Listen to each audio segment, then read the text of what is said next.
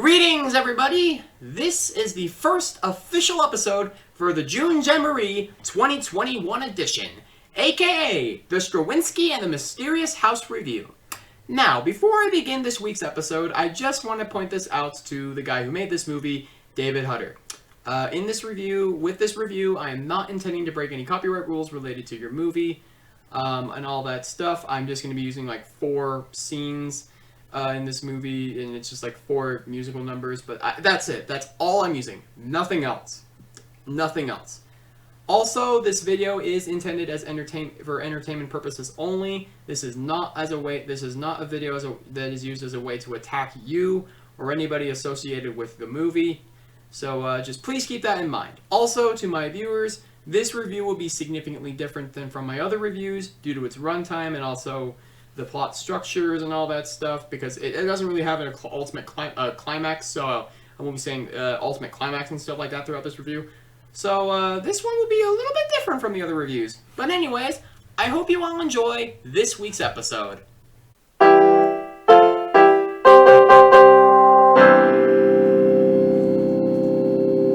Hello, I'm Matt the Critic. I review it so you don't have to. Ladies and gentlemen, it is my great privilege to announce the first official episode of the special I host every June, or in particularly the same special I hosted last year for June in Season 1, I like to call the June Jamboree 2021 edition.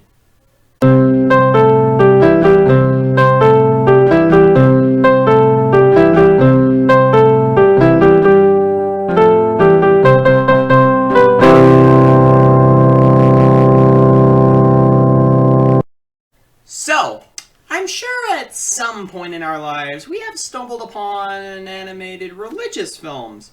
You know, the films all about promoting the ideologies of said religions, you know? Basically, they're promoting the ideologies of said religions to mostly kids and sometimes family members, you know what I mean? But the one that is most commonly promoted in films and others is Christianity. I mean, with stuff like VeggieTales, that pretty much just revolutionized the industry of religious films, especially animated ones. Am I right? Well, let me tell you about one time that a movie like an animated religious film was made, and was flat out considered to be one that is not so good, unlike many other Christian films, and pretty much most of them were not exactly the best. You know what I mean? Because for this week, and for the first episode of June Jamboree 2021, we will be checking out an independent animated religious film, which is also a musical, which gives rise to a famous meme and the world that never really got anywhere. The fictional world that never really got anywhere. You want to know what movie it is? Well, I will tell you. So, why don't we go to wherever this movie takes place to review the movie called Strawinsky and the Mysterious House. For those wondering what it is about, it is actually a short film based on the 3rd part of a German audiobook from the 1980s by the name of Strawinsky. And the 3rd one, it was called, it's what this movie is based on. It's where they go to you probably already know what it's about. It's basically this movie, but in an audiobook from the 1980s. It's episode 3, and I think it's called Strawinsky and the Mysterious House. Which, for those curious, it's just about him, Strawinsky, and his friends discovering a house and going inside to learn some interesting facts about books and stuff like that. Anyways, let's talk about the short film. Our movie opens with a narrator introducing us to a mole. Yes, a mole. We're basically an otter who looks like a beaver. Yeah, he doesn't look like a mole. He looks more like an otter who kind of also looks like it basically looks like an otter and a beaver put into one. You got yourself Strawinsky. So like I said, his name is Strawinsky, who lives in the territory that belongs to the great Elohim. For those curious, Elohim is actually the Jewish word for God. So Strawinsky lives in the territory belonging to the great Elohim. Then an intro spoiling pretty much the entirety of the movie happens. I'm not kidding. If you watch the movie and you see the intro, it basically spoils pretty much most of the movie. So, hey, I'm out of here. Just kidding. I'm not done yet. So after that whole intro, we cut to 4 friends, including Strawinsky, going into the forest. Which, by the way, they're full of curiosity. Because they're kids. They then find an old, dilapidated mansion. Yeah, dilapidated. I don't know why, but it's dilapidated.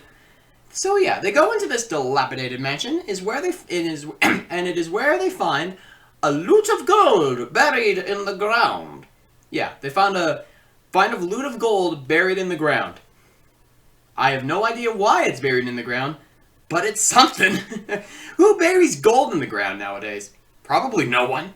Yeah, Strawinsky tells they find the gold, and Strawinsky tells the other friends, for those of you who are curious, it is a porcupine by the name of Harold, a turtle by the name of Klopstock, and a rabbit by the name of Elbow.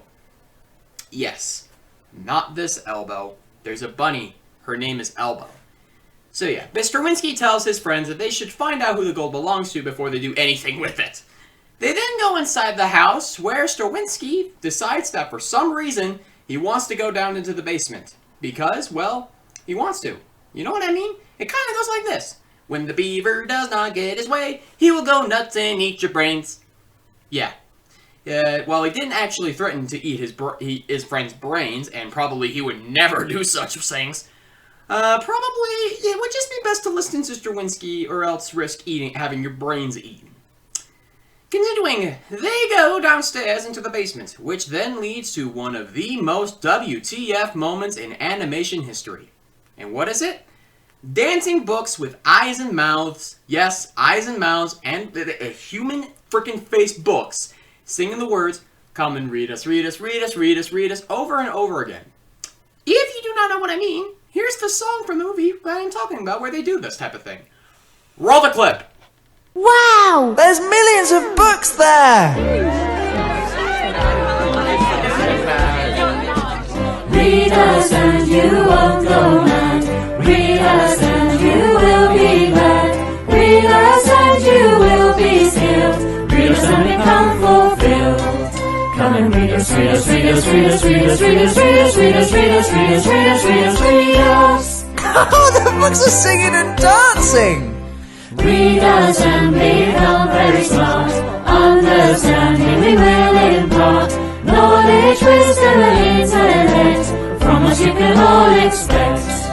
Come and read us, read us, read us, read us, read us, read us, read us, read us, read us, read us, read us, read us, read us. Come and read us, read us, read us, read us, read us, read us, read us, read us, read us, read us, read us, read us, read us.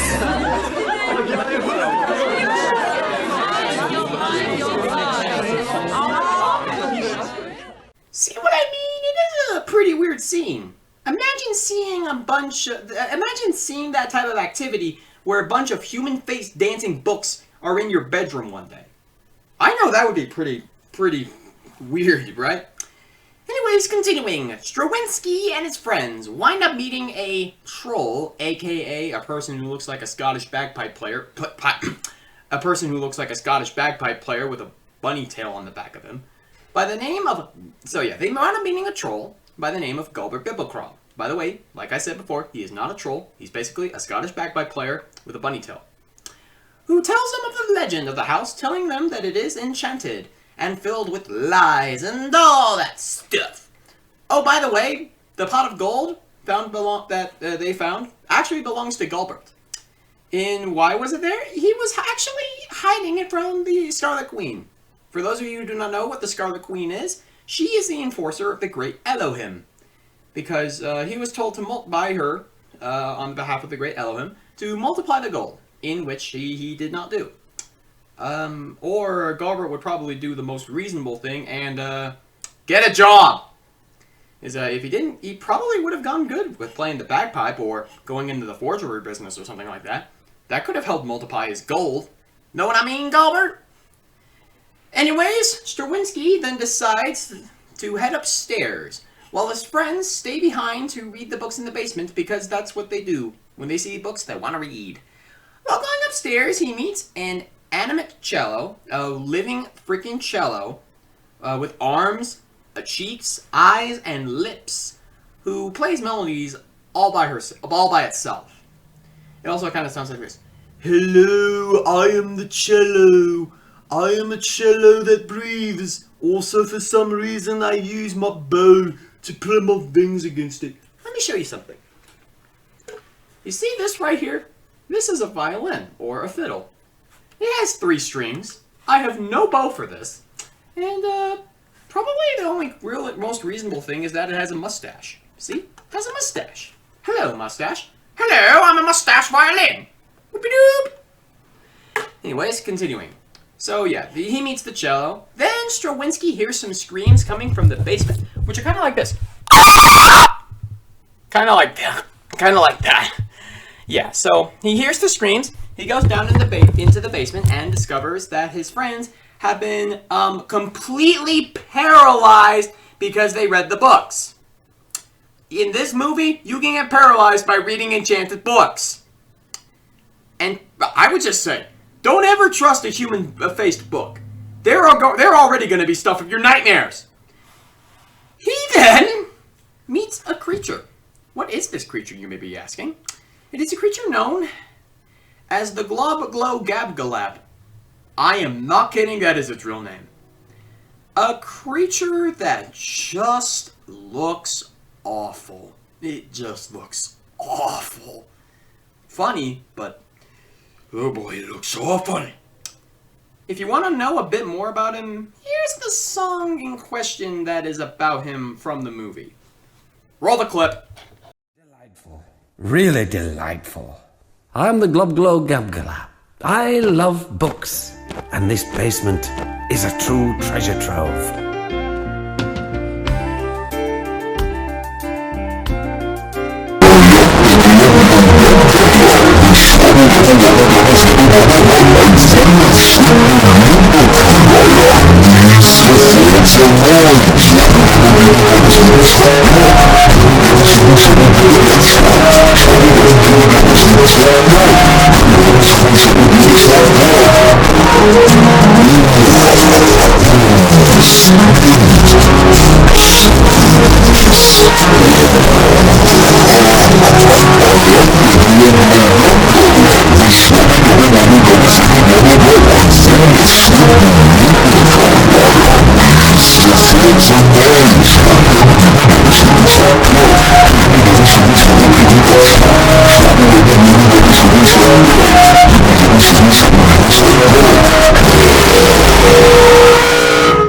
That is what a Glob-Glow-Gab-Galab is.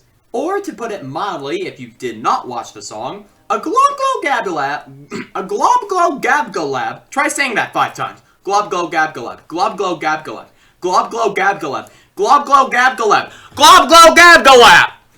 Anyway, a Glob-Glow-Gab-Galab is basically a human, a worm, and a human-colored animal feces in a concubine relationship merged into one character designed to go inside of books like water that goes inside of a drain when it's draining in a bathtub. Continuing onward, Strawinsky finds his friends completely paralyzed from the books, like I mentioned earlier, because they are human-faced books. Do not trust human-faced books. Which then leads to a song where Strawinsky calls upon the Scarlet Queen. Now, before I begin, I am very sorry for what I am about to show you. Anyways, roll the clip. Of all things, why the Scarlet Queen? Do we have to?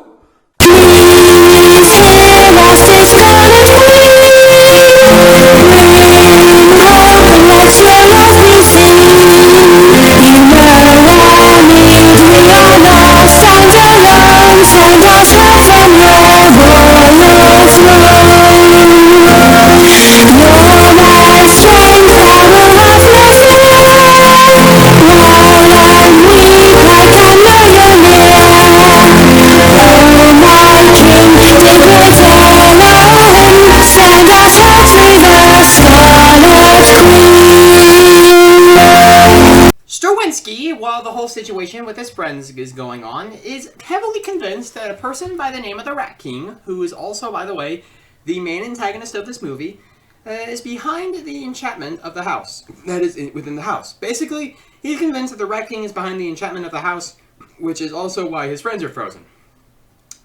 By the way, since this is a religious movie, take a wild guess who the Rat King is supposed to be representing here. Well, probably would just be best if this will show you. Yeah, you can probably just guess from that image right there. Anyways, so after that whole thing, Strawinsky and the Glob managed to find a way out of the basement because the Glob used his size to just make a hole in the basement. Let me explain why. Because he was making shapes. He made a shape of a human version of a phoenix and a human version of what the pink elephants are. For those of you who do not know what the pink elephants are, here's a picture of them. Right above my head. Anyways, yeah! So yeah, after all that stuff, they are informed by Galbert that the Queen, aka the Scarlet Queen, is coming down to visit them. And he also, by the way, discovers the little hole. He makes an offhanded comment saying, "Last week he turned into a dragon, and then he burned down the house! Outrageous! Simply outrageous!" Yeah, like that. Could you imagine if he turned into, like, Thanos? He would have obliterated the whole world. Oh, yeah. Anyway, hey, Glop Glob Gab Glop Thanos. Anyway, so after that whole stuff, it also turns out that Glob and Galbert are actually afraid of the Scarlet Queen. Why are they afraid of her? Because they disobeyed her. You know what I mean? Anyways, oh yeah, because, you know, we already know why Galbert disobeyed him, but the Glob also disobeyed her because he decided to go his own way from not serving anybody and choosing his book and choosing books. And all that stuff, which turned him into a Glop Glob Gab Glab. So yeah, and we're all worried, and they're also worried that their heads will be chopped off, or worse, they may be punishable by death. You know what I mean? But Strawinsky assures them that she will not hurt them, which then leads to a musical number where Strawinsky basically sings about the Scarlet Queen. The Scarlet Queen arrives at the place, and well, before that, she actually tells a little bit of story about her cello, the talking cello from earlier. It sings like this: "Hello, I'm the talking cello." And yeah, and all that stuff. So, here's a little story. The cello used to belong to the Scarlet Queen. The Rat King told the cello that it can play music on its own. Which, by the way, if done in real life, nothing can play on its own. Yeah, nothing can play on its own. So, yeah, basically, the cello decided to go its own way and just stop having the Scarlet Queen play it. And now it's lonely. So after all that little story, she goes down to the basement to help out Strawinsky in freeing the friends from the enchanted books. Oh, by the way, she also tells us a bit of the story about the Glop Glob Gab Glab. You want to learn? Anyways, so the Glop Glob Gab Glab used to be an elf created by Elohim, but he chose his own way away from Elohim and discovered enchanted books, which caused his elfly form to turn into the Glop Glob Gab Glab, which is a concubine relationship between a human, a worm, and human-colored animal feces. Yeah, you know what I mean.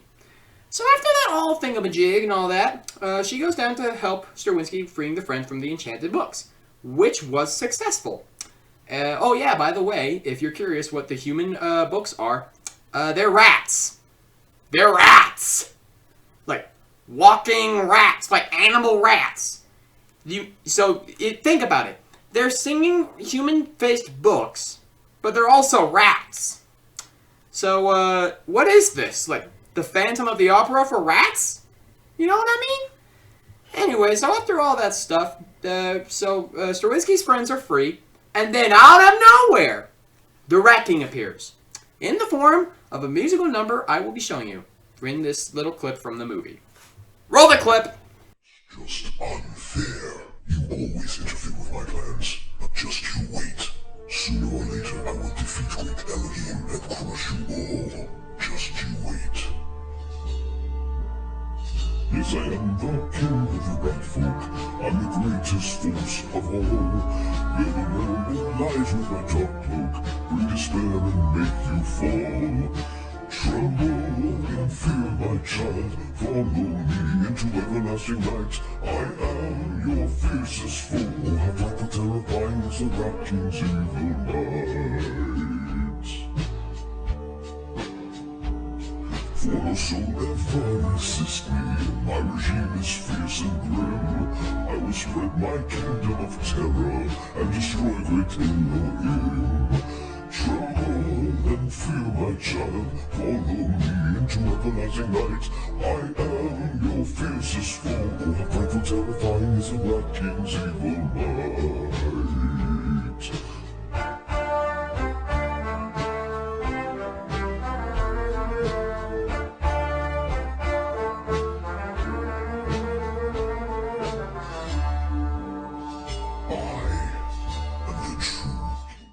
It's a bit interesting, isn't it? Anyways, here is the ending of the movie, or the short film. Anyways, the short film ends with everybody going their separate ways. The cello goes with the Scarlet Queen up into the heavens. Yeah, oh, and by the way, the cello and the glob also apologized for their disobedience. Probably the cello did separately, but the glob did apologize publicly. So everybody goes their separate ways. The cello and the Scarlet Queen head back into the heavens, while Goldberg went out to a different door. Possibly to hide from the Scarlet Queen and to probably find a way to multiply the gold.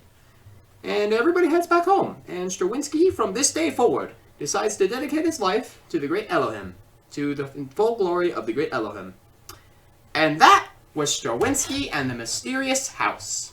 This movie was bad, to put it mildly. It was pretty bad.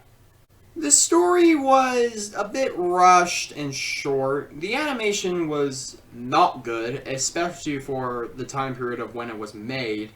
For those curious, it was made in period of 2009 or 2011. And films from the time look a lot better than what has been seen here. But yeah, it is understandable, you know. It is the guy who created this movie, a guy by the name of David Hutter. He was the guy who created this movie. And this was actually his very first film, so it is understandable why it looks like not exactly the greatest, and why it doesn't look good, because it was his first movie, but I will just say this, it was not good, but I'm not saying it as a way, like, for first starters, it was not good. The characters themselves, moving on to the characters themselves were decent, but how they were portrayed in this film was not good either. Now, I am going to be explaining 5 of the biggest cons I have with this movie, and some suggestions I have to the creator, aka David Hutter, of this movie. So I have some suggestions to the creator of this movie, David Hutter, in order for him to improve in the future when it comes to his animations, if he by any chance sees this review. Number 1, in my opinion, the pacing in this movie is probably the one of the one con I have the biggest issue with. Why do I say that, you may ask? Because if you look at the movie, there are moments where like things happen like out of nowhere. Like there's no like preparations to it. Like, oh, this is happening. No, it just happens out of nowhere. So, for example, the scene where the Rat King appears. It just happens almost immediately after like the Strawinsky's friends get free. And he also kind of gets barely any screen time from it, and he appears out of nowhere for just one musical number, and that's it. It's just that. My advice to you, Mr. Hutter, is that next time for your next animated projects going forward, try to make better pacings for your characters, stories, animations, etc. The second con I have a big issue with is there is not enough is context. Now, if you're curious about what this film's moral is, it's about the media consumption.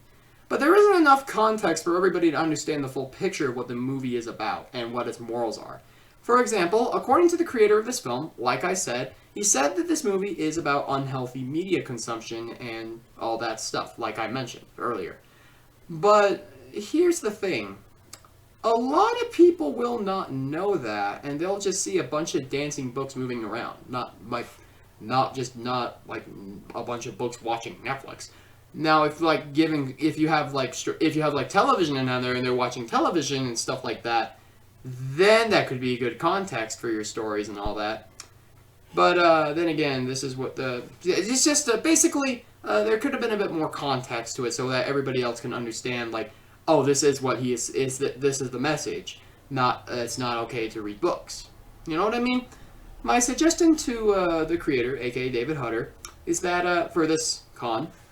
Is that next time try to add a bit more context to the story and the film in your future films, so that way people can truly understand what you are telling them with the message and the story and all that stuff.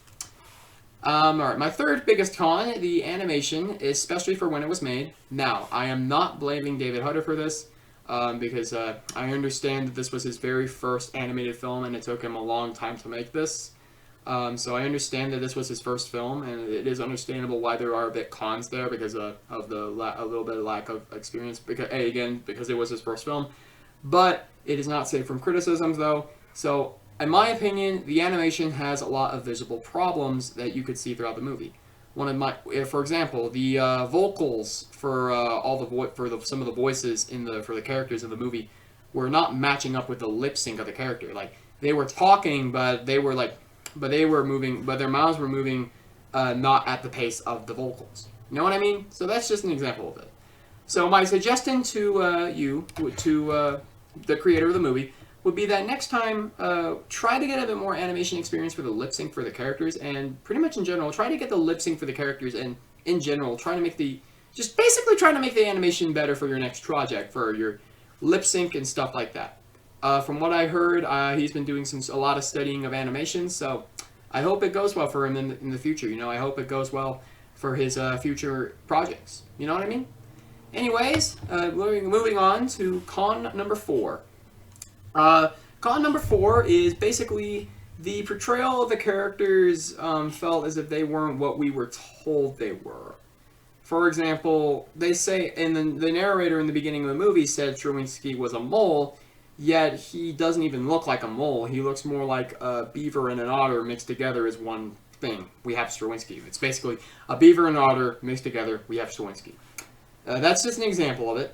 My suggestion to you, David Hutter, is that next time for your future films, try to go into a bit more detail about how the characters are supposed to be, and also kind of go in a bit more, try to make the characters kind of what they are supposed to be, or what they're envisioned to be. Like, if you made a sequel to Strawinsky, try to make Strawinsky look like a mole instead of a beaver and an otter.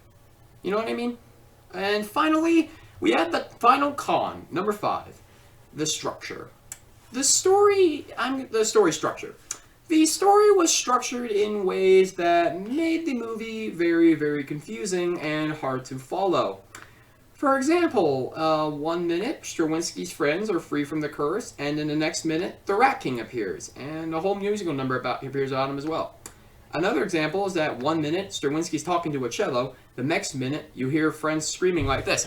Ah! You know what I mean? So my suggestion for the creator of this movie, David Hutter, is for your next future animated projects, please try to make the story a bit structured better so that way people can follow along with it and all that stuff. That way people can truly understand like all the stuff that's going on in the movie, that it's not confusing and hard to follow, okay? So those are some of the cons I have for the movie. And to David Hutter, if you by any chance watched this review, I hope you took my constructive criticism into consideration, and maybe I hope it could help you in your future projects, you know? But yeah, to my viewers, if you have any other opinions about this movie, post a comment about it below. All opinions for this movie are welcome and respected. And yeah, here are my ratings for the movie. If you want to know my ratings for the movie, I would rate this movie at least a 3 out of 10, and I would recommend this movie to anybody, and mostly anybody who wants to review the movie. But I would not exactly recommend this movie to general kid and family audiences. But if you want to check it out, you guys can check it out, you know? I'm not saying you shouldn't check it out. Because, you know, with the stuff with the stuff Strawinsky and the Mysterious House has put on, the money goes directly to the creator of the movie.